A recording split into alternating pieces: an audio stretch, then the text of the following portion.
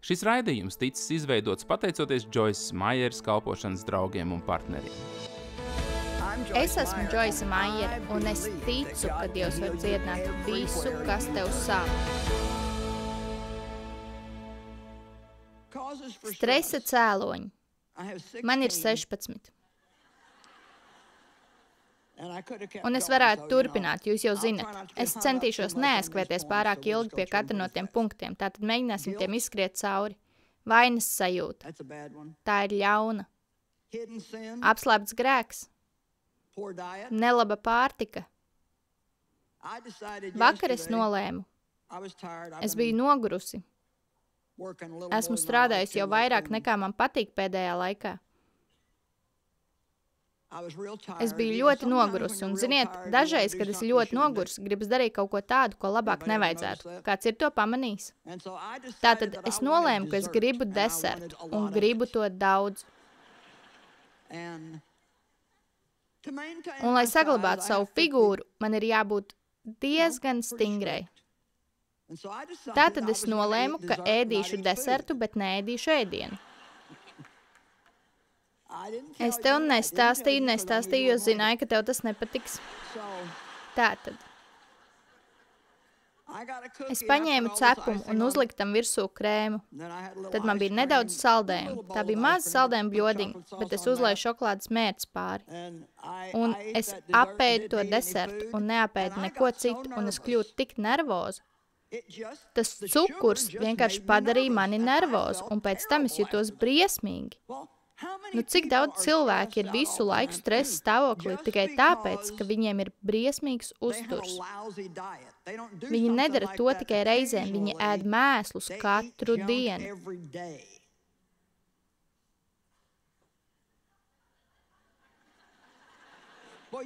Oho, jums te ir laba draudze, viņiem nav problēma ne ar ko. Es nekad neesmu redzējusi tik daudz cilvēku, kuri spēj izskatīties tik nevainīgi kā šī grupa. Es skatos, viņi visi vienkārši.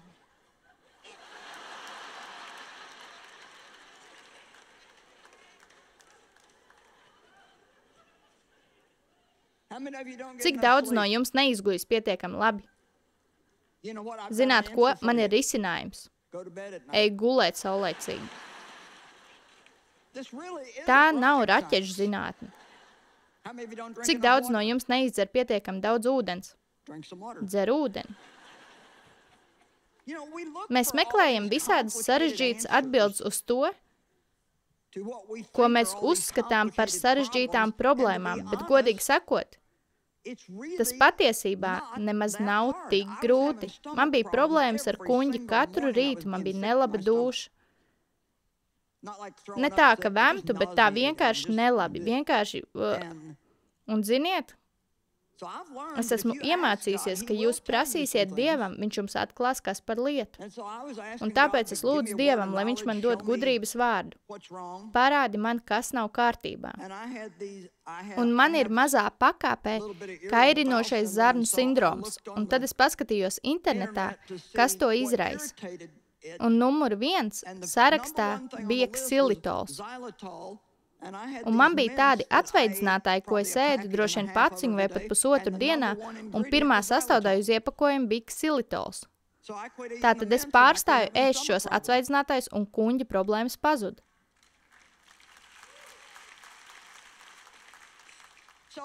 Redziet, dažiem no jums, ne visiem, bet dažiem, kuri jūtas slikti, patiesībā pat stress. Viena no lietām, kas var radīt stresu, ir to lietu darīšana, uz kurām Dievs jums nav devis svaidījumu.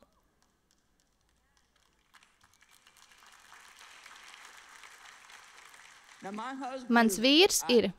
Dažkārt es brīnos, vai Deivs vispār zina, kas ir stress. Viņš ir ļoti mierīgs, saprotat?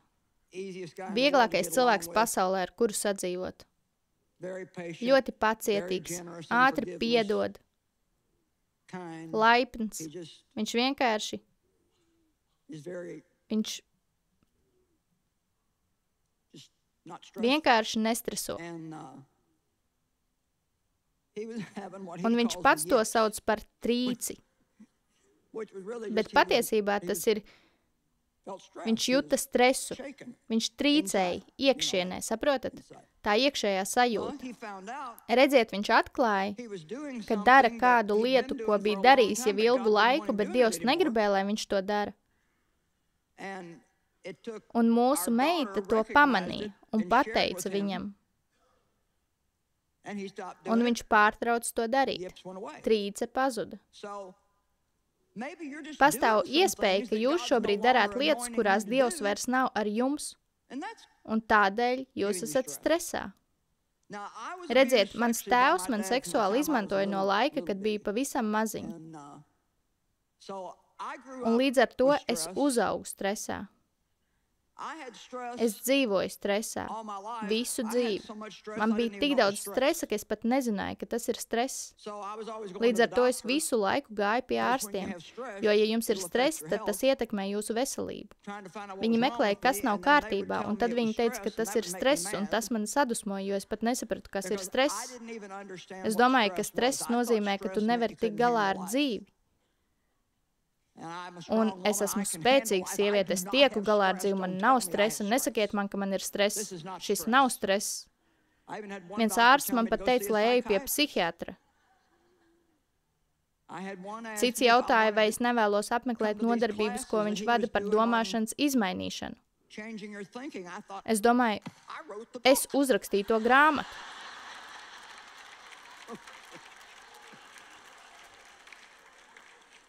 Viņš teica, tu cīnies savā prātā. Es nodomāju, es esmu pārdevusi 6 miljonu eksemplāru no šīs grāmatas.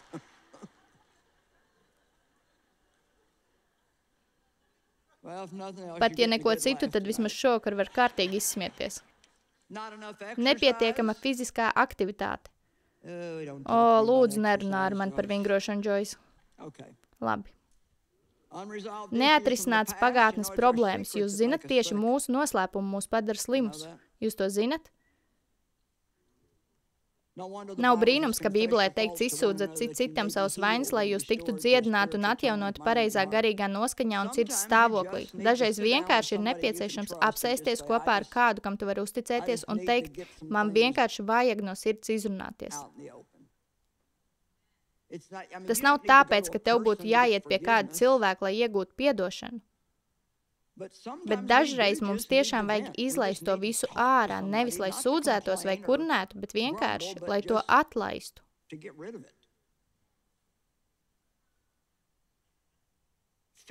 Bailes. Līdzatkarība. Ja tu esi cilvēks, kurš ir precējies ar kādu, ar kuru ir grūti sadzīvot, un tev jāgaida, kādā noskaņojumā viņš ir, lai saprastu, kādā noskaņojumā būsi tu, tā ir līdzatkarība. Mums ar Deivu laulības sākumā bija ļoti daudz problēmu. Dēļ manas vardarbīgās pagātnes.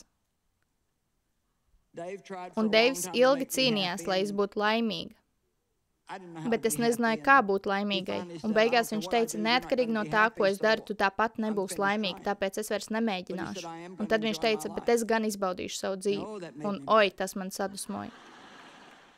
Tas man tik ļoti sadusmoja, jo cilvēki, kuri nav laimīgi, negrib, lai citi cilvēki būtu laimīgi.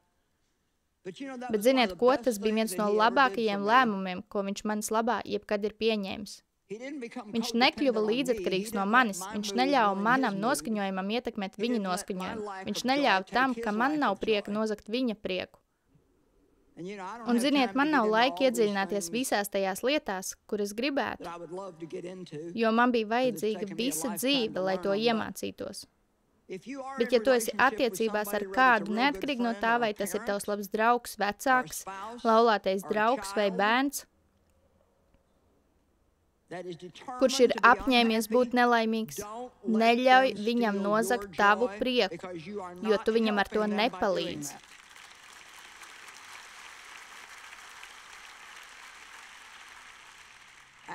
Patiesībā tas, kas beigās notika, kad Deivs turpināja dzīvot priecīgu dzīvi, viņš beigās man radīja izsalkumu pēc tā, kas viņam bija. Un tāpēc ilgtermiņā tas man ļoti palīdzēja, tāpat kā viņa mierīgā daba. Viņš radīja man priekšzīmi ar savu mieru, un es beigās nodomāju, ja viņam tas var būt, tad arī man tas var būt. Tātad Tu nepalīdzi cilvēkam, kuram ir problēmas, ja tu ļauj viņa problēmām noteikt, kā tu dzīvos savu dzīvi. Viņš man teica, es tevi mīlu, bet es neļaušu tev padarīt mani nelaimīgu. Nu, taču kādam šeit šovakar to vajadzēja dzirdēt. Es vienmēr saku, Deivs ieguva to, ko bija pelnījis. Jo, kad viņš mani satika, es mazgāju savas mammas mašīnu. Man bija tādi īsi šorti, un viņš pieturēja pie mājas, lai paņemtu draugu, kurš īrēja dzīvokli mūsu mājas augšstāvā. Un viņš mēģināja ar mani flirtēt, bet es neusticējos vīriešiem, man viņi nepatika. Nē, nu patika, bet es viņiem neusticējos. Un viņš teica, ej, kad pabeigs mazgāt to mašīnu, grib nomazgāt arī manu. Es atbildēju, ja gribu, lai tavu mašīnu tiek nomazgāt, draudziņ, tad mazgā to pats.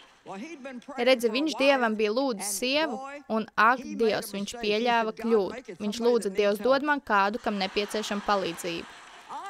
Godīgi, tas bija tieši tas, ko viņš lūdza. Tadā! Tātad es nejūtu viņam līdzi, viņš saņēma to, ko lūdza. Vēl viens liels stresa avots ir cilvēki. Ziniet, agrāk es biju, es varu būt ļoti laimīga, līdz kamēr parādās cilvēki. Jums nekad tā nav bijis? Kad es tikko sāku iepazīt Dievu un viņa lietas, es visu dienu klausījos kristīgo mūziku, ziniet, lūdzu garā un klausījos dievkalpojumu ierakstus. Toreiz tās bija lents, tagad tas ir kas cits, pat nezinu, kas tas ir. Bet lejupielādes, tā sauc lejupielādes. Un es biju tik garīgi. Un tad mani bērni nāca mājās no skolas, un es biju tāda, Ir viegli dzīvot mierā, kad apkārt nav cilvēku. Slimība var radīt daudz stresa. Vienkārši apstākļi, visā pasaulē šodien ir tik daudz negatīvismu. Tātad secinājums ir šāds. Ja tu gribi mieru, tev tas ir jāgrib ļoti, ļoti, ļoti. 1. Pētera 3.11 teikts, ka ja tu vēlies mieru, tad tev tas ir jāmeklē un jādzenas tam pakaļ. Meklēt nozīmē doties pēc tā ar visu savu spēku. Dzenies pēc tā, meklē to un tiecies pēc tā. Tas nekritīs tev rokās, kā nogatavojies auglis no koka. Tev tas patiesi ir jāgrib un tev ir jābūt gatavam mainīties. Vai šeit ir kāds, kurš būtu gatavs mainīt visu, kas nepieciešams, lai tikai iegūtu mieru? Labi, Dievs redzēja jūsu rokas, tātad sagatavojieties. Man ļoti patīk, kāds ir teikts paplašinātajā Bībelē. 1. Pētera 3.11, kur teikts, ka ja tu vēlies izbaudīt dzīvi un piedzīvot labas dienas, labas neatkarīgi no tā, vai tās tā izskatās vai nē, novērsies no ļauna un dari labu. Meklē mieru. Un paplašinātā Bībele saka, meklē to dedzīgi. Ne vienkārši ilgojies pēc miermīlīgām attiecībām ar Dievu, cilvēkiem un ar sevi, bet dzenies pēc tā un tiecies pēc tā. Tātad zini, tu nekad nebūsi mierā ne ar citiem cilvēkiem, ne ar saviem apstākļiem, ja tev nav miera pašam ar sevi. Un tur patiesībā sāks lielākā daļa mūsu problēmu. Ļoti daudz cilvēku vienkārši sevi nemīl. Es zinu, jo man pašai tā bija. Un ziniet, kad es tikko sāku dzirdēt sludināšanu un mācību par to, ka mums ir jāmīl citam cits, es tiešām gribēju mīlēt cilvēkus, bet es vienkārši to nespēju un es nezināju, kur ir problēma. Un Dievs mani mācīja, viņš teica, tu nevari mīlēt cilvēkus tāpēc, ka tu nemīli sevi. Un ja tavā sirdī nav mīlestība, tu to nevari dot. Tu nevari dot cilvēkiem to, kas tev nav. Dieva mīlestība ir izlieta mūsu sirdīs caur svēto garu, kad mēs piedzimstam no jauna. Tātad mīlestība ir mūsos, bet ja tu nemīli sevi, tad tu nespēji pieņemt šo mīlestību. Un es nerunāju par to, ka tu būtu iemīlējies sevi un egoistisks un egocentrisks. Es runāju par to, ka tu mīli sevi tādu, kādu Dievs tevi radījis. Amen. Un ja tu sāksi mīlēt sevi un dzīvot mierā ar sevi, tu būsi pārsteigts par to, cik viegli būs mīlēt citus cilvēkus un dzīvot mierā ar viņiem. Daudzas mūsu problēmas sāks tieši mājās. Amen.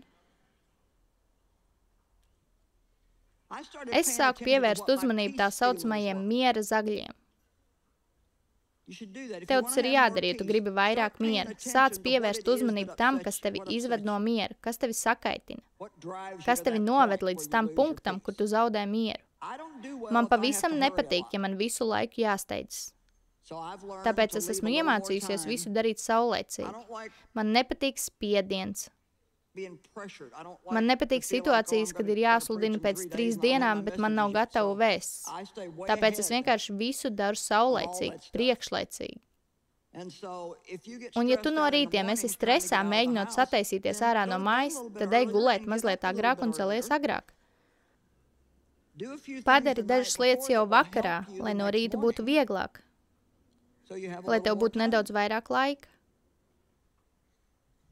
Tā grāmata, ko mācītājs jums rādīja, ir balstīta uz Filipiešiem 4-6, un tur ir visas atbildes, kā pārvarēt trauksmi. Tu teiksi visas atbildes vienā raksturvietā? Jā. Nesatraucieties ne par ko, bet tik vienā lietā, ar lūgšanu un pateicību. Jo pateicīgāks tu esi, jo mazāk satraukumu tavā dzīvē. Tāpēc, ka jo vairāk tu esi pateicīgs par to, kas tev ir, jo mazāk tu būsi aizskaitināts par to, kā tev nav. Amen.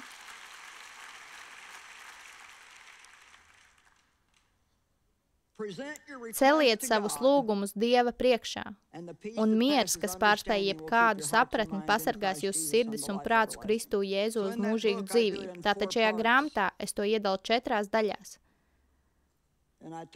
Es runāju par trauksmi.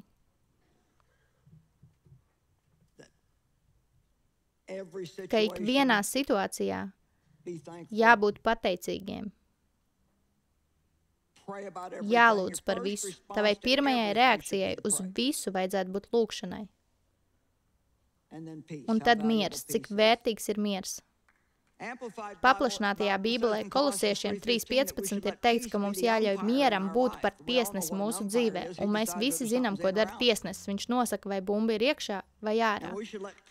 Un mums jāļauj mieram būt par tiesnesi, kurš nosaka, vai konkrētajai lietai ir jābūt mūsu dzīvē vai nav. Ja es to nevaru darīt mierā, tad tas nav no Dieva. Amen.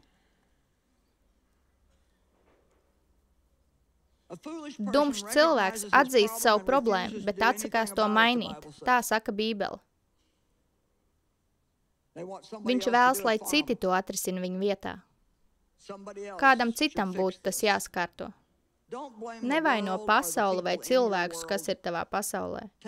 Uzņemies atbildību par savu pašu mieru un sāc jautāt Dievam, ko es varu darīt šajā situācijā. Ļaujiet man atgādināt to, ko teicu pašā sākumā. Uzraksti visu, ko tu dari. Un tad godīgi izskati katru punktu un pavaicā, kādus augļus tas nes manā dzīvē. Un vēl labāk pavaicā sev, kāds ir tavs motīvs, kāpēc tu to dari. Ja tu to dari tikai tāpēc, lai kādu citu padarītu laimīgu, zini, ko es esmu sapratusi? Es kādu savas dzīves daļu esmu dzīvojusi tā. Mēs apmeklējām vienu draudzi, un es gribēju tikt pievienot kādai konkrētai cilvēku grupai, un lai to izdarītu, man vajadzēja iegūt labvēlību no vienas konkrētas sievietes, un lai to iegūtu, man bija jādara viss, ko viņa grib. Un ziniet, ko es sapratu? Kad lietas sāka kļūt nopietnas, izrādījās, ka es viņai patiesībā nemaz nerūpēju. Cilvēki, kuri vēlas tevi kontrolēt, tevi nemīl. Viņi nemīl. Ik viens, kurš tevi patiešām mīl, ja tu viņam pateiktu, zini, es gribētu izdarīt to, ko tu lūdz, bet es vienkārši nevaru. Man šobrīd ir par daudz uz pleciem, vai arī man ir nemierīgs prāts to darot. Ja kāds tevi patiešām mīl, viņš to respektēs un teiks, es negribu, lai tu dari ko tādu, kas tev sagādā neērtības. Viņš neapvainosies tāpēc, ka tu neuzturi viņu laimīgu. Tu neesi šeit, lai uzturētu visu pasauli laimīgu. Tu esi dzīvs, lai paklausītu Dievam un mīlētu viņu, un tu nevari vienlaikus izpatikt gan Dievam, gan cilvēkiem. Tev ir jāizvēlas viens no diviem.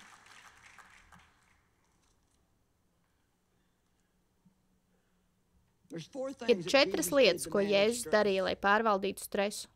Viņš uzticēja sevi un visu Dievam. 1. Pētera 2:23. Tad, kad viņš tika zaimots un apvainots, viņš neatmaksāja ar zaimiem vai apvainojumiem. Kad viņš cieta un tika ievainots, viņš nedraudēja ar atriebību, bet viņš uzticēja sevi un visu tam, kurš tiesā taisnīgi. Viņš par visu lūdza Dievu.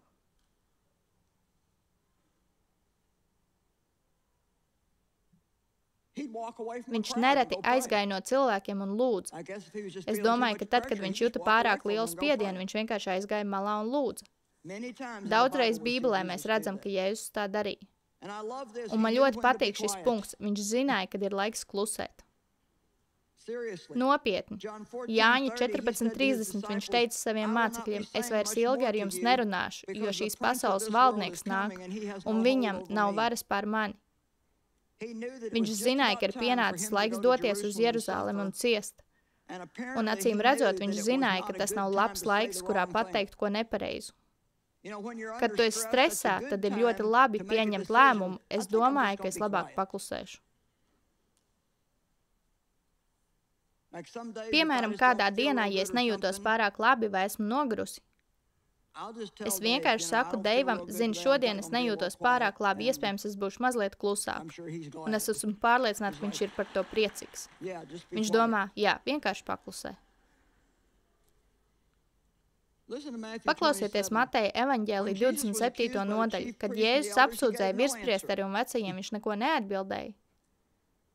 Kāpēc? Tāpēc, ka viņš zināja savu sirdi, viņam nebija jāpierāda, ka viņš ir labs cilvēks.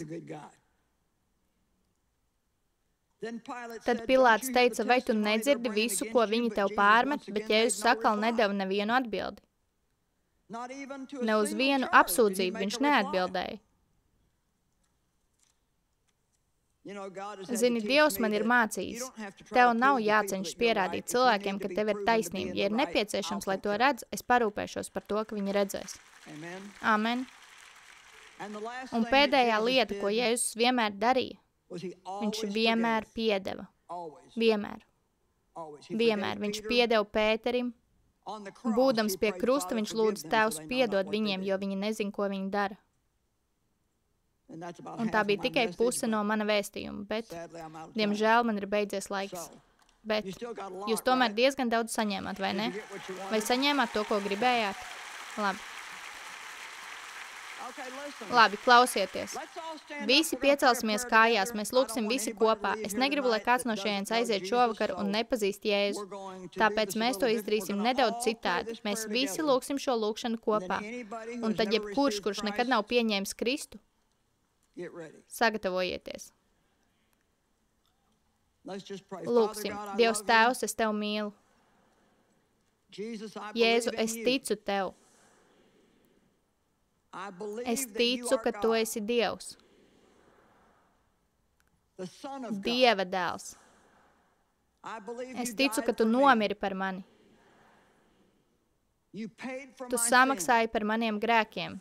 Tu paņēmi manu vainu un atbrīvoji mani. Piedod manus grēkus un palīdz man dzīvot priekš Tevis. Jēzu, es Tev pieņemu tagad, un es nododu savu dzīvi Tev. Es ticu, ka esmu glābts. Šis ir jauns sākums, un es gribu dzīvot priekš Tevis. Palīdz man to izdarīt. Āmen. Paldies jums visiem, ka bijāt šeit šovakar. Mēs ceram, ka jūs izbaudījāt šīs dienas raidījumu.